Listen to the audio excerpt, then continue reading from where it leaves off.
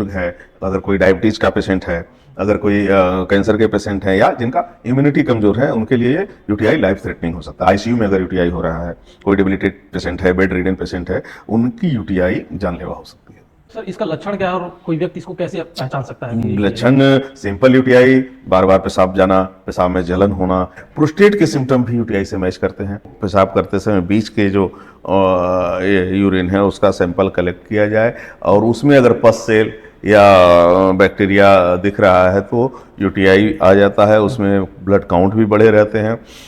कई बार लोग कंफ्यूज हो जाते हैं कि उन्होंने यूरिन टेस्ट कराया, पस सेल आने लगा, तो सही तरीके से सैंपल ना कलेक्ट करने से वो कंफ्यूज हो सकते हैं कि ये यूटीआई है, जबकि यूटीआई होता नहीं है। नमस्कार दोस्तों, स्वागत है आज के हमारे दुर्गावती हॉस्पिटल के एक खास पॉडकास्ट में। और आज हम चिकित्सा जगत के विशेषज्ञों से हम बात करते हैं, उससे स्वास्थ्य से जुड़ी जानकारी हम लोग प्राप्त करते हैं, डॉक्टर साहब से मिलते हैं। आज का हमारा विषय है यूटीआई, जो कि एक गंभीर समस्या है। तो अगर आपके अपने या आपको अगर यूटीआई की ये समस्या है तो ये एपिसोड आपके लिए बहुत ही खास होने वाला है। तो सबसे पहले हम डॉक्टर साहब का इस एपिसोड में बहुत बहुत स्वागत करते हैं। बहुत स्वागत है डॉक्टर साहब। तो आज हमारे सामने डॉक्टर साहब है दुर्गावती हॉस्पिटल के सर्जन डॉक्टर मनोज यादव जी। तो डॉक्टर साहब, हम सबसे पहले ये जानना चाहते हैं, ये यूटीआई है क्या? यूटीआई को यूरिनरी ट्रैक इन्फेक्शन बोलते हैं। पेशाब के संबंधित किसी भी सिस्टम में अगर इन्फेक्शन हो जाता है, बैक्टीरियल इन्फेक्शन हो जाता है, तो यूटीआई की श्रेणी में आता है। सर ये यूटीआई कितना आम है और कितने प्रकार के हो सकते हैं? यूटीआई बहुत आम है, खास करके यंग महिलाओं में जो सेक्सुअली एक्टिव भी हैं, 20 से 40 के बीच की महिलाओं को यूटीआई बहुत कॉमन है। साल में 1-2 एपिसोड लगभग सभी महिलाओं को हो जाते हैं। इसमें यूटीआई वैसे तो कई टाइप का होता है, लेकिन इन जो यंग महिलाओं को होता है वो सिंपल यूटीआई होता है। इसके अलावा अगर किसी को भी पेशाब में इन्फेक्शन हो रहा है, यूरिनरी ट्रैक में इन्फेक्शन हो रहा है, वो कॉम्प्लिकेटेड यूटीआई के श्रेणी में आता है। सर अभी बताया अपने महिलाओं में होता है, क्या मेल पर्सन में भी होता है? हाँ, तो वो अगर मेल का यूटीआई है, बच्चों का यूटीआई है, बुजुर्गों का यूटीआई है, ये कॉम्प्लिकेटेड यूटीआई में आएगा, ये सिंपल यूटीआई नहीं है। महिला की यूटीआई, पेशाब में अगर जलन है, अगर दर्द है, सिंपल इतना ही पर्याप्त है उसकी डायग्नोसिस बनाने के लिए। लेकिन पुरुष है, बच्चा है, बुजुर्ग है या किसी की कोई सर्जरी हुई है, उनकी यूटीआई डिफरेंट होती है और अलग तरीके से उनको ट्रीट करना पड़ता है। सर ये मुख्य कारण क्या है यूटीआई होने का? यूटीआई होने का कारण बताया, अगर पेशाब की थैली, किडनी, यूरेटर या किसी भी किडनी जहाँ से पेशाब बनता है लेकर के नीचे तक कहीं भी अगर इन्फेक्शन हो गया तो वो यूटीआई का कारण बनता है। यंग महिलाओं में यूरेथ्रा, उनका चूँकि पेशाब की नली काफ़ी छोटी होती है तो बाहर से इन्फेक्शन जाने के चांस उनमें ज़्यादा होते हैं। बाकी उसमें ब्लड से इन्फेक्शन जा सकता है, और भी अगर कोई सर्जरी हुई उसके इन्फेक्शन जा सकता है, कोई इंस्ट्रूमेंटेशन हुआ उससे इन्फेक्शन जा सकता है। सर ये किन लोगों में सबसे ज़्यादा खतरा हो सकता है यूटीआई की? खतरा जैसे सिंपल यूटीआई तो कोई बहुत खतरनाक चीज़ नहीं है, आसानी से मैनेजेबल है। लेकिन अगर कोई बुजुर्ग है, अगर कोई डायबिटीज़ का पेशेंट है, अगर कोई कैंसर के पेशेंट हैं या जिनका इम्यूनिटी कमज़ोर है, उनके लिए यूटीआई लाइफ थ्रेटनिंग हो सकता है। आईसीयू में अगर यूटीआई हो रहा है, कोई डिबिलिटेड पेशेंट है, बेड रिडन पेशेंट है, उनकी यूटीआई जानलेवा हो सकती है। सर इसका लक्षण क्या है और कोई व्यक्ति इसको कैसे पहचान सकता है कि लक्षण सिंपल यूटीआई, बार बार पेशाब जाना, पेशाब में जलन होना यंग पेशेंट में, ये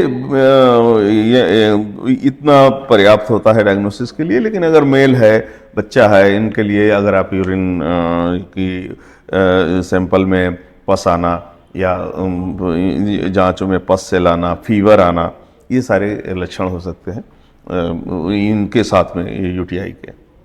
सर क्या किसी अन्य बीमारी में ये लक्षण दिखते हैं कि कंफर्म नहीं हो पाता, किसी अन्य बीमारी से मिलते जुलते हैं ये यूटीआई है? हाँ, अगर एल्डरली पेशेंट, कई बार एल्डरली महिला है उनको ओवर एक्टिव ब्लैडर के सिम्टम आते हैं। ओवर एक्टिव ब्लैडर में भी बार बार पेशाब जाना पड़ता है, यूटीआई में भी बार बार पेशाब जाना पड़ता है, तो कई बार ये कंफ्यूजिंग हो जाता है और एक का ट्रीटमेंट दूसरे में चला जाता है।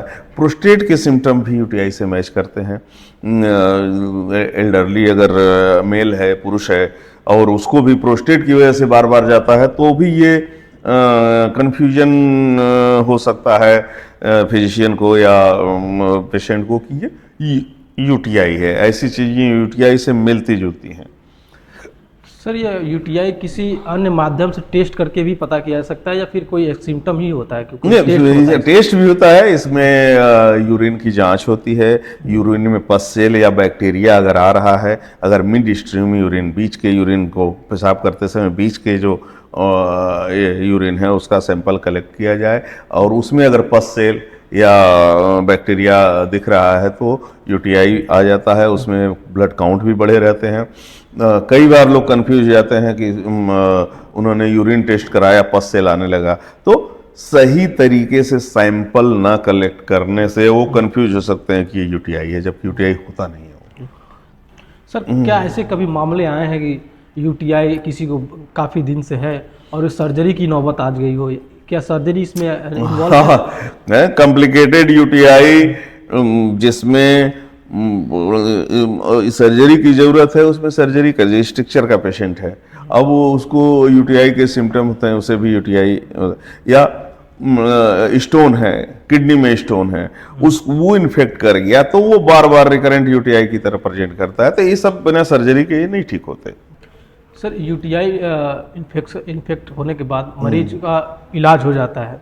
इलाज होने के बाद उस व्यक्ति को क्या क्या चीज़ों को बदलाव लानी चाहिए अपने जीवन शैली में? बदलाव, जैसे जिस कारण से यूटीआई हुआ है वो कारण उसे नहीं होना चाहिए। लेकिन अगर कई बार यंग महिलाओं में जिसमें फ्रिक्वेंटली वो सेक्सुअली एक्टिव रहती हैं तो वो तो नहीं हो सकता, उनको रिकरेंट यूटीआई होती है, तो रिकरेंट यूटीआई में उनको बार बार ट्रीटमेंट की ज़रूरत पड़ती है।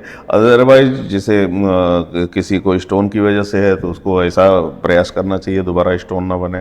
किसी को कोई और वजह, इंस्ट्रूमेंटेशन है या कोई ट्यूमर है या किसी इससे वजह से हो रहा है, तो उस चीज़ को हटा करके उसको रोका जा सकता है, दोबारा बार बार ना हो। सर, इलाज के दौरान या बाद में मरीज का क्या खान पान में भी विशेष ध्यान देना चाहिए कि इसके लिए स्पेशल ये यूटीआई का भोजन से कोई बहुत विशेष संबंध नहीं है, वो बैक्टीरिया के इन्फेक्शन से ही होता है। आपको उसी से बचाव करना होता है, उसका प्रॉपर ट्रीटमेंट करना होता है। अगर इम्प्रॉपर ट्रीटमेंट हुआ वो भी कॉम्प्लिकेटेड यूटीआई में आ जाता है। इसमें प्रॉपर ट्रीटमेंट बहुत ज़रूरी है।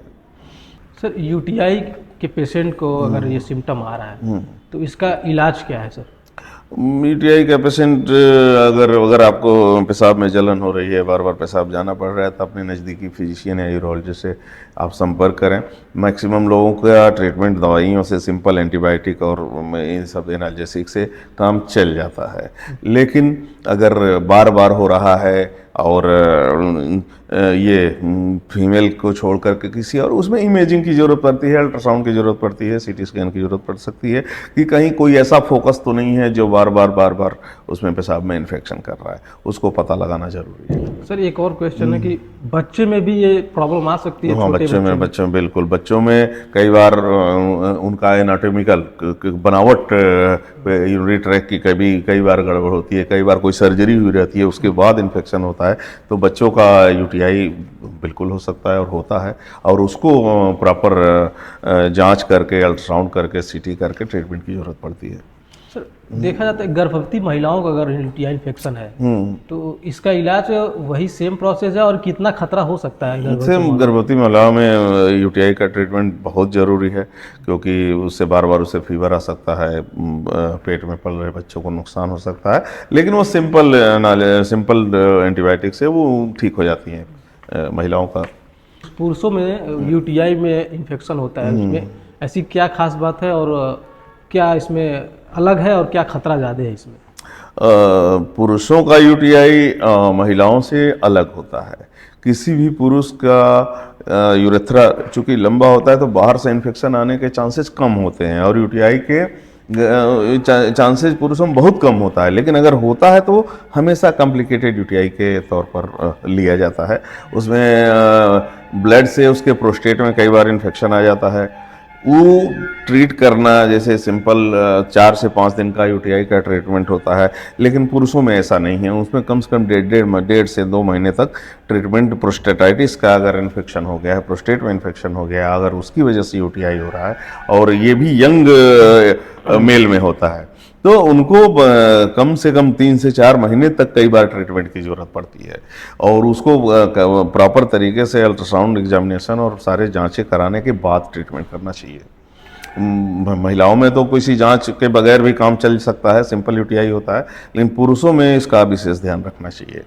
सर ये आपने जो बताया, तो इस रिकरेंट और कॉम्प्लिकेटेड यूटीआई में क्या अंतर है सर, और कितना ये? और रिकरेंट यूटीआई बार बार आपने ट्रीटमेंट कराया, आपने 2 महीने बाद फिर से हो गया, ट्रीटमेंट कराया 2 महीने, तो इम्प्रॉपर ट्रीटमेंट, एंटीबायोटिक का इनएडिक्वेट डोज 1 दिन 2 दिन लेकर के आप छोड़ देते हैं, फिर 15-20 दिन बाद 1 महीने बाद दोबारा ये चीज़ होता है, ये रिकरेंट यूटीआई होता है। और कॉम्प्लिकेटेड यूटीआई जैसे मैंने आपको बताया कि अगर किसी को स्टोन है, किडनी में स्टोन है, ब्लैडर में स्टोन है, यूरेटर में स्टोन है, और वो इन्फेक्ट किया हुआ है, तो वो कॉम्प्लिकेटेड यूटीआई की श्रेणी में आएगा। तो वो सिर्फ दवाइयों से नहीं ठीक होगा, वो जो कारण है उसको पहले दूर करना होगा। अगर कई बार बनावटी गड़बड़ियाँ होती हैं किडनी और यूरेटर और ब्लैडर की, उनको सर्जिकली करेक्ट करना पड़ता है, तब जा कर के वो ठीक होते हैं। स्टोन अगर है तो स्टोन को निकाले बगैर वो ट्रीटमेंट पूरा नहीं हो सकता उस यूटीआई का, यानी सर्जरी के बाद, और सर्जरी के बाद जो कॉम्प्लिकेटेड यूटीआई है वो कोई ना कोई एक्स्ट्रा कारण है जिसकी वजह से यूटीआई हो रहा है, उसको बगैर उस कारण को हटाए यूटीआई दूर नहीं हो सकता। तो सर क्या ये सर्जरी होने के बाद मरीज ठीक होकर घर जाता है? होता ही है। तो उसके बाद कोई जीवन शैली में, जैसे खेल कूद, कोई स्पोर्ट्स है, नहीं, यूटीआई अगर आप एक्टिव हैं तो यूटीआई होने के चांसेस ऑब्वियसली कम है। आप बेड रीडन हैं, आप बिस्तर पर पड़े हुए हैं, या ये हैं, तो उसमें यूटीआई के चांसेस ज़्यादा होते हैं। किसी चीज़ का परहेज नहीं है उसके नहीं, परहेज से कोई खेल कूद से, या फिर कोई एथलेटिक है? नहीं, कोई। सर ये आम लोगों में देखने को मिलता है कि बहुत सारी गलतफहमियां होती हैं, तो बिल्कुल यूटीआई को लेकर के हम लोगों के ओपीडी में सबसे कॉमन समस्या जो है, मरीज यूटीआई को लेकर के कन्फ्यूज, वो कहीं से भी यूरिन रूटीन जांच कराते हैं और सैंपल सही तरीके से नहीं लिया जाता है, तो सामान्य लोगों में भी पस सेल दिखाई देता है।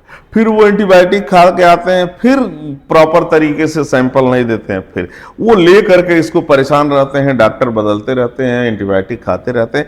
ये एक बहुत गलत अवधारणा है। अगर फीमेल है उसको यूरिन रूटीन नहीं भी कराते हैं तो काम चल सकता है। उसमें यूरिन सैंपल कलेक्ट करना बहुत डिफिकल्ट होता है महिलाओं में। पुरुषों में भी यूरिन सैंपल कलेक्ट करते समय चारों तरफ से उसको अच्छे से साफ करके और मिड स्ट्रीम यूरिन, शुरू का थोड़ा यूरिन डिस्कार्ड करके उसके बाद लिया जाए, तब जा करके वो सही जांच आती है। लेकिन 99% रिपोर्ट ऐसे ही कलेक्ट किए जाते हैं, ऐसे ही आते हैं, और मरीज उसको यूटीआई समझ करके, सामान्य मरीज भी यूटीआई समझ करके उसका घूम घूम करके अलग अलग जगहों ट्रीटमेंट कराता है और परेशान रहता है। इसके लिए परेशान होने की ज़रूरत नहीं है। अगर आपका क्लिनिशियन आपको कहता है या डॉक्टर कहता है आपको यूटीआई नहीं है, अगर उससे संबंधित कोई सिम्टम नहीं है और सिर्फ रिपोर्ट में आ रहा है, तो आपको परेशान होने की ज़रूरत नहीं है। सर कभी देखने को मिलता है शुगर के पेशेंट, यानी चीनी रोग जिसको होता है, तो इसका इसमें रोल है यूटीआई में? इसमें अगर डायबिटिक पेशेंट है और उसमें यूटीआई है तो उसको तो सचेत हो जाना चाहिए। वो सेप्सिस में जा सकता है और कई बार जानलेवा हो सकता है। डायबिटिक पेशेंट, कैंसर पेशेंट, जो बेड रिडन है, जो मूव नहीं कर रहे हैं, या क्रॉनिक बीमारी वाले पेशेंट, अगर उनको यूटीआई हो रहा है तो सावधान हो जाएं, सचेत हो जाएं, उनको आईसीयू ट्रीटमेंट तक की ज़रूरत आ पड़ती है। सर आम दर्शक जो हैं उनको इस यूटीआई के बारे में इससे क्या संदेश देना चाहेंगे कि भविष्य में ना होने पाए अपनी आम स्वास्थ्य को दर्शक को लेकर के? यूटीआई को बहुत परेशान होने की जरूरत नहीं है। अगर आप यंग हैं तो आप सिंपल किसी भी फिजिशियन से उसका ट्रीटमेंट ले सकते हैं। आप रोज़ ज़्यादा पानी पिएं, हेल्दी चीज़ें खाएं, खूब सारी फल सब्जियां खाएं, पानी ज़्यादा से ज़्यादा पिएं ताकि यूरिन प्रोडक्शन हो। यूरिन ज़्यादा से ज़्यादा है तो यूरिन क्लियर रहता है। लेकिन ये इसके लिए किसी खास परहेज या किसी उसमें नहीं होता है। हाँ, अपने फिजिशियन से ज़रूर संपर्क करें अगर इससे संबंधित कोई सिम्टम आपको आते हैं तो दोस्तों, आज हमने यूटीआई इन्फेक्शन के बारे में डॉक्टर साहब से सारी महत्वपूर्ण जानकारी प्राप्त की, और आगे और वीडियो में हम डॉक्टर साहब से मिलेंगे और किसी अन्य बीमारी के बारे में, किसी अन्य मुद्दे पर हम डॉक्टर साहब से बात करेंगे और उसका इलाज और ट्रीटमेंट के बारे में जानेंगे। और आपको ये वीडियो पसंद आया तो आगे अपने करीबी दोस्तों या फिर घर वालों को शेयर करें, और ये अन्य जानकारी के लिए वीडियो देखते रहें। तो डॉक्टर साहब, आपको बहुत बहुत धन्यवाद महत्वपूर्ण जानकारी देने के लिए।